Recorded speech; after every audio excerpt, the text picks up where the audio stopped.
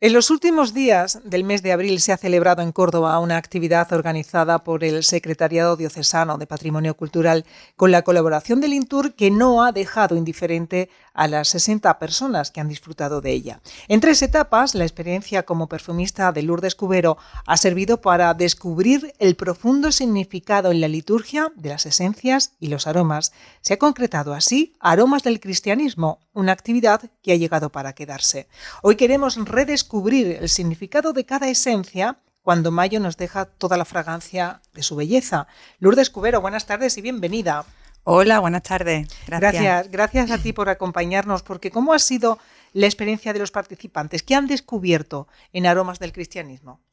Bueno, pues ha sido una experiencia inédita y realmente sorprendente y grata para todos los que hemos formado parte de ella, porque hemos tenido la ocasión de hacer un recorrido por las diferentes aromas que han tenido cierto peso dentro del cristianismo desde sus orígenes. Ha sido una experiencia polisensorial, no simplemente con el tema de los aromas, sino que también hemos tenido ocasión de disfrutar de la riqueza visual por cada entorno en el que hemos estado, de la arquitectura y la obra artística, musical, porque también hemos contado en cada uno de los puntos con diferentes participaciones, y en especial con la participación de Alberto de Paz, que ha creado una pieza musical para cada una de las esencias, algo realmente también muy original, que no se había hecho nunca antes. Hemos hecho un recorrido realmente por 5 esencias que son realmente las importantes, ¿no? Sí. Que creemos que son las realmente importantes dentro del cristianismo. Como bien has explicado, hicimos 3 paradas diferentes en Mezquita Catedral, en el Obispado y en San Francisco, dándole protagonismo a cada una de ellas con diferentes esencias. Dentro de la Mezquita Catedral, la recepción en el Patio de los Naranjos, que fue magnífico con el olor del azahar. Quisimos dar ese protagonismo a esta esencia por estar en Córdoba, ¿no?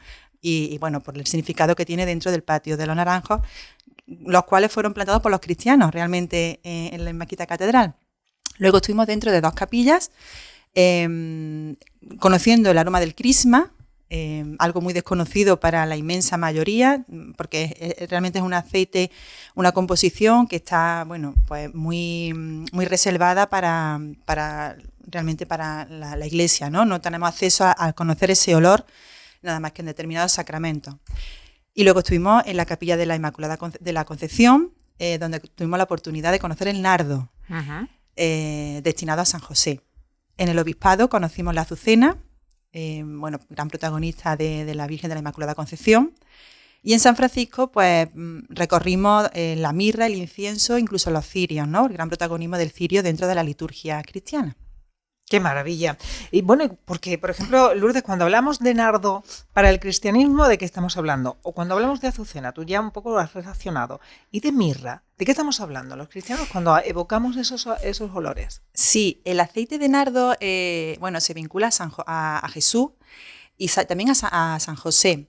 ¿Por qué? Porque, para reconocer quién iba a ser el esposo de María, se pedía una señal, ¿no? Y en esa señal de la vara de San José florecieron flores que se vinculan al nardo. Por eso se vincula a la vara de San José. Y también en Jesús porque, fue ungido con aceite de nardo en los pies y cuando estuvo ya en el sepulcro, ¿no? Tiene mucho significado ser una flor blanca con un olor muy intenso, olfativamente es muy interesante y además súper agradable. Inmediatamente cuando olemos a nardo nos traslada a esa paz, ¿no? que nos puede transmitir ese olor. En el caso de la azucena, la flor por excelencia de la Inmaculada Concepción, ¿no? Significa pureza, significa eso. Además se representa a la Inmaculada, siempre está representada desde la Edad Media la iconografía con 3 azucenas, por la virginidad antes, durante y después del nacimiento de Jesús, con lo cual tiene mucho significado, además una flor con mucho simbolismo, pero desde la mitología y desde la antigüedad considerada una flor sagrada. Olfativamente muy intensa también, no muy interesante para la perfumería, pertenece a la familia de las flores blancas y le aporta a los perfumes ese cuerpo y ese peso de perfumes femeninos consistentes. Hablamos de mirra, incienso, su vinculación con la vida de Jesús desde el nacimiento. Fueron los presentes que le llevaron los 3 Reyes Magos al niño Jesús Y también tiene su propia simbología. El incienso se vincula mucho a la divinidad de Dios, ¿no? Representa el niño que nace, pero que es Dios. La mirra representa más el niño que nace, pero que es hombre a la vez que Dios. ¿Por qué? Porque la simbología de la mirra también representa mucho la amargura que iba a vivir durante su vida hasta que llega a su muerte, ¿no? También por sus propias características. La mirra se utilizaba para embalsamar. Además es como un poquito de somnífero y de hecho se le ofreció a Jesús en la cruz mezclada con vino para intentar adormecerlo, intentar que sufriese menos, cosa que él rechazó, ¿no?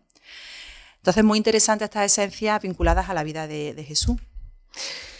La verdad es que es un gusto escucharte, pero yo me pregunto cómo se afianza en nuestra memoria un aroma. ¿Cuál es ese mecanismo que lo une a una experiencia personal intensa? Porque antes, fuera del micrófono, yo te decía que cuando llego a la cocina de mi casa donde me crié, aspiro intensamente y soy capaz de oler lo mismo que hace 40 años, ¿no? Entonces, claro, ni es la misma habitación, ni son los mismos muebles, ni son los mismos accesorios los que allí están. Sin embargo, yo soy capaz de remitirme a mis 10 años. ¿Cómo es ese mecanismo? Sí, es muy interesante porque el sentido del olfato es el más primitivo que tenemos. Está vinculado al sistema límbico, que es donde están todas nuestras emociones. La capacidad de un olor de transportarnos de una forma inmediata es por esa conexión desde que entra la molécula a través de la pituitaria de la nariz, conecta con ese primer cerebro primitivo y automáticamente nos lleva, pero no solamente nos lleva a ese momento, sino que somos capaces de sentirlo. Es el único sentido que nos hace volver a sentirlo ya vivido. Porque es verdad que nos puede llevar al recuerdo, la música, una imagen, nos transporta, pero que lo podamos sentir tal como tú me has explicado ahora, ¿no? Te lleva al momento de esa cocina y eres capaz de recordar cómo lo estabas viviendo, ¿no? Es muy interesante y es muy emocional, es el sentido más emocional que tenemos. Por desgracia, el más relegado a un segundo plano es considerado como un sentido de segunda, porque nuestra cultura occidental, bueno, pues no tiene esa categoría como por ejemplo la cultura oriental, que sí es muy valorado y muy potenciado la educación olfativa. Todos tenemos una mochila olfativa de que en un momento determinado vivimos una situación, la vinculamos a ese olor. El caso más común, que siempre pongo de ejemplo, es el tema de la rosa. La rosa tiene la capacidad de que si tú has vivido un momento que olías a rosa, que era satisfactorio para ti, te resulta agradable el olor a la rosa. Pero, por ejemplo, imagínate en un entierro, que a lo mejor también dan flores de rosa. Si tú, un familiar cercano, por lo que sea, estabas oliendo a rosa en ese momento, cuando lo vuelvas a oler, aunque pasen muchos años, te va a trasladar a ese momento de pena. Con lo cual, pues es un sentido muy emocional que o bien te lleva a una parte positiva o negativa. Y sin embargo llega mayo en Córdoba y todo cordobés sabe que mayo es la plenitud de la flor. ¿Cómo nació en ti la afición convertida en maestría para ser perfumista? Porque sois muy pocos en el mundo, sois una profesión muy cualificada y a la vez muy, muy poco numerosa. ¿Cómo son tus pasos? ¿Cuál es tu formación hasta convertirte en la persona que eres, una especialista en perfumes? Sí, bueno, primero en mayo en Córdoba, que sí. Me parece muy interesante la explosión de olor, de color, de vitalidad, ¿no? Y aparte quizás se puede clasificar los olores de mañana y olores de noche dentro del mismo día en Córdoba. Por la mañana, por supuesto, ¿no? Toda esa explosión de alegría, de flor y tal, y por la noche me gusta mucho resaltar la dama de noche, el jazmín, ¿no? Que son flores que incluso como también caen las temperaturas, a mí personalmente me evocan una tranquilidad y un bienestar porque huele a dama de noche, a jazmín, en un lugar que está más fresco después de toda la tensión del día. Entonces, bueno, el mayo en Córdoba es maravilloso para disfrutarlo desde el punto de vista olfativo, por supuesto. Y luego el tema de cómo surge, ¿no? Realmente surge al principio, bueno, como una afición, un interés, que todo al final lo relacionas a cómo olía, te recuerda algo, dices, ostras, esto me recuerda a este olor, y empiezas a investigar. Realmente formación se puede llegar desde muchos medios, desde la carrera de química, pero no hay una formación específica como perfumista, al menos aquí en España. Es verdad que en Francia, por supuesto, en la región de Grasse, bueno, pues allí sí te puedes formar como perfumista. Aquí es una carrera como de fondo. Empiezas para ser realmente perfumista. Yo te agradezco el piropazo que me acabas de echar, pero para mí eso ya es muy grande. Ciertamente, para ser perfumista o nariz, que es como se conoce a estos grandes profesionales, son muchos años de experiencia, práctica, oler, y al final, bueno, pues desarrolla el sentido del olfato, que como te digo, el que tenemos más adormecido porque el que menos hemos trabajado, el menos se ha cultivado.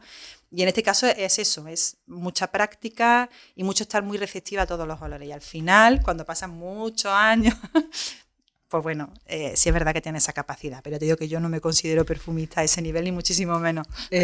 Bueno, pues en cualquier caso, muchísimas gracias por poner tu talento al servicio de Aromas del Cristianismo. Ha sido una experiencia que ha fascinado a muchas personas, 60 en esta edición, habrá más ocasiones, y te felicitamos porque Muchas esta gracias. iniciativa tan original haya llegado tanto a las personas que la han podido participar de ella, como la que no lo ha podido hacer, que de alguna manera también lo ha vivido. Muchísimas gracias. Muchas gracias a vosotros.